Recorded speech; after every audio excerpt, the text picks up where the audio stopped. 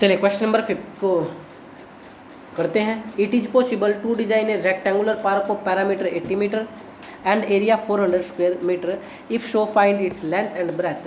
तो सबसे पहले आप एक चीज़ पर भी ध्यान दें, इसने क्या बोला स्टार्टिंग में, इज इट पॉसिबल, क्या ये पॉसिबल है।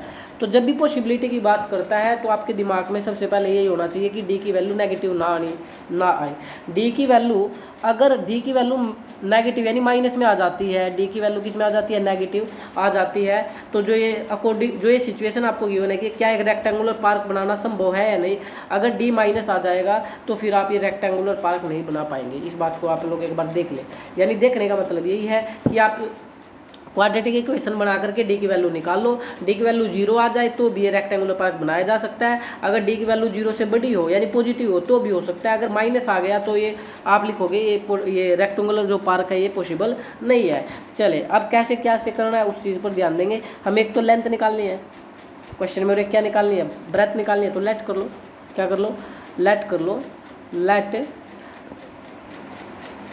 Length of rectangular park, length of rectangular park, मैंने आरपी लिख दिया, पूरा लिख लेना भाई टाइम की वजह से। Length of rectangular park x metre, क्या मान लो x मीटर, और लेट ही करना पड़ेगा यहाँ ब्रेथ को भी, breadth of rectangular park y metre, y metre. अब आपको क्या क्या गिवन है, पैरामीटर गिवन है 80 मीटर, क्या गिवन आपको, पैरामीटर गिवन है क्वेश्चन में 80 मीटर। अब प्रॉब्लम उस बच्चे को यहाँ पर आ जाएगी जिस बच्चे को क्या नहीं आता, फार्मूला नहीं आता भाई। तो सबसे पहले आपको पैरामीटर का फार्मूला आना चाहिए। पैरामीटर का फार्मूला क्या होता है सर, पैरामीटर का rectangle, parameter of rectangle park होता है 2 × l + b, क्या होता है 2 × l + b, 2 × l + b, और ये वैल्यू गिवन है 80, कितनी गिवन है 80, तो 2 × l + b, तो यहाँ से l और b की वैल्यू निकाल लो, l + b हो जाएगा 80, और ये मल्टीप्लाई का 2 इधर आ जाएगा डिवाइड में, तो जब 2 से आप इसको कट करोगे तो आ जाएगा 40, 2 × 1 = 2, 2 4 × 8 और 0 तो 40, तो l + b की वैल्यू आ गई है 40, कितनी आ गई है 40, इक्वेशन फर्स्ट आ जाएगी। और क्वेश्चन में फिर हमें 9 स्लाइड में जाकर चेक करो, हमें क्या गिवन है, हमें एक वैल्यू और दे रखी है एरिया, एरिया दे रखा 400 स्क्वायर मीटर, एरिया की वैल्यू है 400 स्क्वायर मीटर, तो एरिया है 400 स्क्वायर मीटर। अब बच्चों को यहाँ एरिया का फार्मूला भी आना चाहिए, जैसे पैरामीटर का हमने फार्मूला सीख लिया 2 × l + b होता है, ऐसे एरिया का फार्मूला होता है LB, length into breadth, length into breadth, ये 400। अब लेंथ आप लोगों ने क्या माननी थी क्वेश्चन में लेंथ को देख लो, आप लोगों ने क्या माना था, शायद x मानना था, हाँ लेंथ को x मान रखा है और ब्रेथ को y मान रखा है, तो आप कर सकते हैं आराम से लेंथ को, हाँ l × b = 400।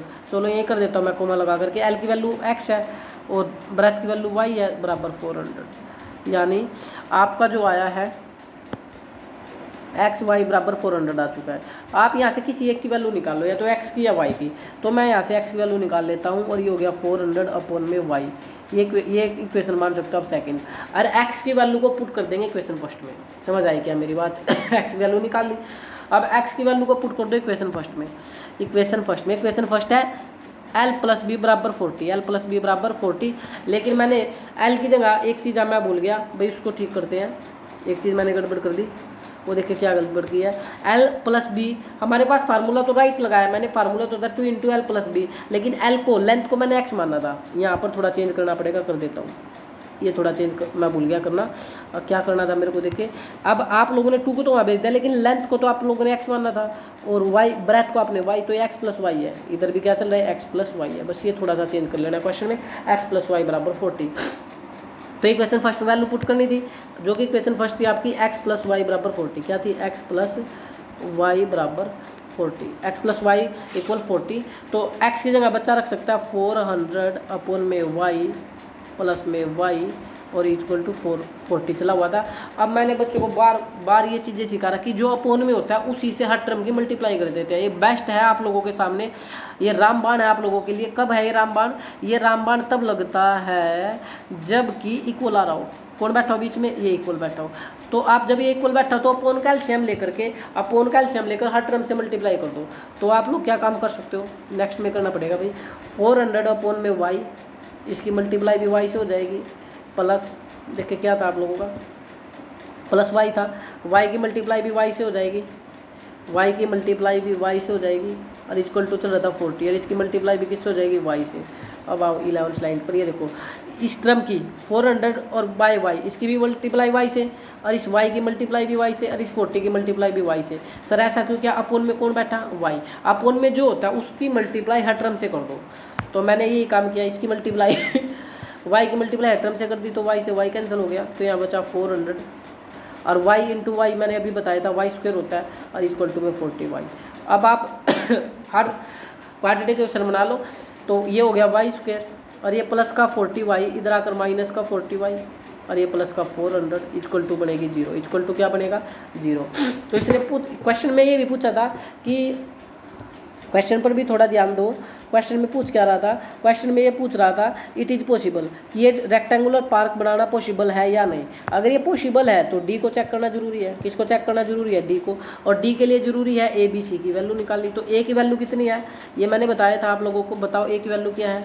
सर ए की वैल्यू 1 है, बी की वैल्यू कितनी है? -40 है, और सी की वैल्यू कितनी है? 400 है। सी की वैल्यू कितनी है? 400 है। सर कैसे? भाई देखो, वाई स्क्वायर का कोफिशिएंट ए होता है जो कि 1 है, और y का कोफिशिएंट b होता है जो कि -40 है, और पूरी लास्ट वैल्यू c होती है जो कि 400 है। अब d निकालो। d का फार्मूला होता है b square minus 4ac, b square minus 4ac। b की वैल्यू क्या है? b की वैल्यू है -40, तो -40 का हो जाएगा स्क्वायर, -40 का होल स्क्वायर, -4a, a की वैल्यू है 1, c की वैल्यू है 400। आप चेक कर लो c की वैल्यू 400 है या नहीं। c की वैल्यू 400 ही है, बिल्कुल राइट है। अब आप कर सकते हो -40 का स्क्वायर, माइनस का तो प्लस, और 4 का स्क्वायर 16, और 1 0 का स्क्वायर करोगे 2 0 होती है, और 4 4 जा 16, तो ये भी 1600, ये भी 1600, 1600 में 1600 गया 0, तो डी की वैल्यू 0 आ गई। तो ये पॉसिबल है सिचुएशन। तो आपका एक तो आंसर आ जाएगा yes, this situation is possible and equal roots. ये अगर आप लिखना चाहें, क्योंकि डी जब 0 होता है तो इसके इक्वल रूट निकलते हैं, तो इतना लिखने की जरूरत नहीं, बस आप ये लिख दे yes it is this situation is possible. अब आप क्या काम करें? अब आप एक काम कर सकते हैं, जो आपकी क्वाड्रेटिक आई है Y square minus 40y plus 400, इसको दोबारा लिखें, Y square minus 40y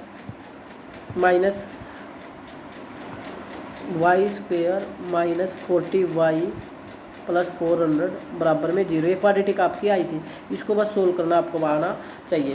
solve करने का तरीका भी मैं बार बार आपको बता चुका हूँ कि ये जो 400 है, और जो लास्ट और लास्ट इसका कोफिशिएंट 1 है, 400 और 1, 400 और 1 इसकी मल्टीप्लाई करेंगे, 400 1 जा 400 ही आएगा। भाई क्या काम करना है सर, क्या बता रहे हो? लास्ट और लास्ट की मल्टीप्लाई, ये 400 और इसका कोफिशिएंट 1, इनकी मल्टीप्लाई करो, 400 आया। अब इस 400 के आपको फैक्टर करने हैं, तो 400 के फैक्टर बच्चा जानता है सर, 20 मल्टीप्लाई 20 होता है, 20 मल्टीप्लाई क्या होता है? 20 होता है, 20 मल्टीप्लाई 20।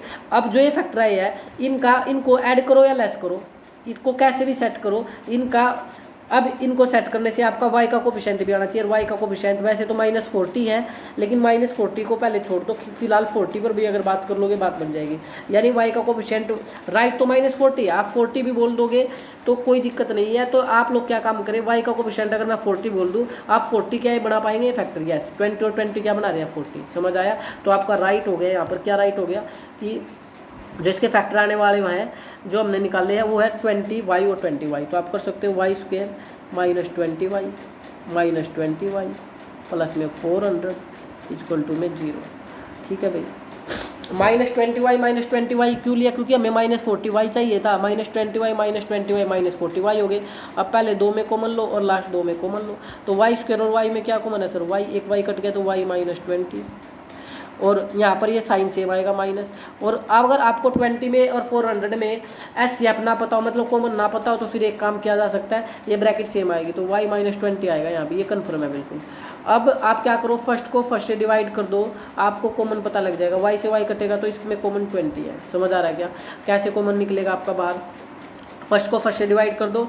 फर्स्ट को अगर आप फर्स्ट से डिवाइड कर देते हैं, फर्स्ट है यहाँ y और यहाँ फर्स्ट क्या -20y, 20y को y से डिवाइड कर दो। यहाँ देखो 20y को y से डिवाइड कर दो, y से कटेगा y तो बचेगा 20, तो ये जो 20 बचा ये आपका कॉमन बचा। क्या बचा आप लोगों का? कॉमन बचा, और आप इसको कर सकते हैं। अब आप इसको कर सकते हैं, तो आपकी ब्रैकेट सेम आनी चाहिए जो कि आ चुकी है, y -20, तो एक फैक्टर हो जाएगा y -20, और एक इससे पहले वाला और एक इसके बाद वाला, यानी y -20 इक्वल टू में 0। तो अब आप क्या करेंगे, y -20 ये भी आपका 0 हो जाएगा, और y -20 ये भी आपका 0 हो जाएगा। तो ये माइनस का उधर प्लस और ये माइनस का भी उधर प्लस, यानी y की वैल्यू आई है 20। अब y की वैल्यू 20 आई है तो आप किसी भी इक्वेशन में फर्स्ट रख सकते हैं, आप इक्वेशन में जो आपका मन करे। इक्वेशन फर्स्ट में रख दो, x + y बराबर 40 था, x + y बराबर क्या था 40 था, x + y बराबर था 40। इसमें आप लोग y की वैल्यू पुट कर दो और आपका x आंसर आ जाएगा। y की वैल्यू है 20 बराबर में 40, तो x निकला 40 और ये प्लस का 20 उधर माइनस का, तो x की वैल्यू भी 20, x की वैल्यू भी क्या है 20। अब आप लोगों ने लेंथ को क्या मानना था, लेंथ को सो लेंथ आप लेंथ को मान रहे थे x, और x की वैल्यू कितनी आई है 20 आई है सर 20 मीटर, और ब्रेथ को आप लोगों ने y बोला था और y की वैल्यू कितनी है 20 मीटर। तो होपफुली आपको क्वेश्चन समझ आया होगा। जय हिंद जय भारत।